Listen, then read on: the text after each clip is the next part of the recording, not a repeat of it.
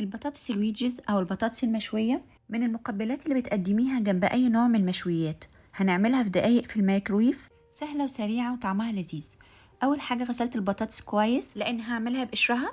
البطاطس المشوية دايما بتبقى بقشرها، لكن انتي لو بتحبي تقشريها براحتك. وقطعتها بالشكل ده صوابع متساوية قد بعض عشان يستووا كلهم في نفس الوقت. هاخد البطاطس واحطها في طبق ونضيف ليها البهارات، والبهارات هتبقى حسب كمية البطاطس اللي انتي عاملاها. انا عاملة بطاطستين بس، فهحط رشة ملح، رشة فلفل اسود، ورشة كركم، وبصل باودر، وتوم باودر، وبابريكا، وزعتر مجفف، وممكن تحطي كمان كزبرة جافة، وزيت زيتون. زيت الزيتون في الوصفة دي احلى كتير من الزيت العادي.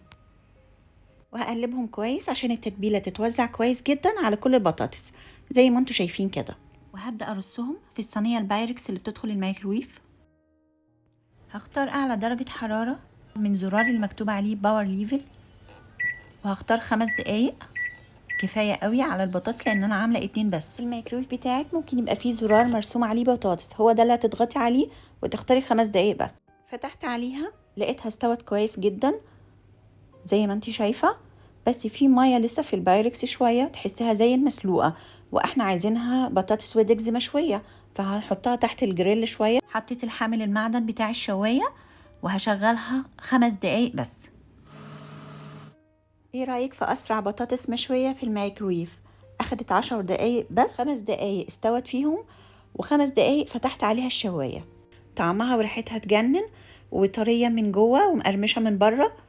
لازم تجربيها وبألف هنا. وهتلاقي على قناتي قائمة تشغيل فيها كل الوصفات اللي أنا عملتها في الميكرويف. وما تنسيش اللايك والاشتراك. باي باي.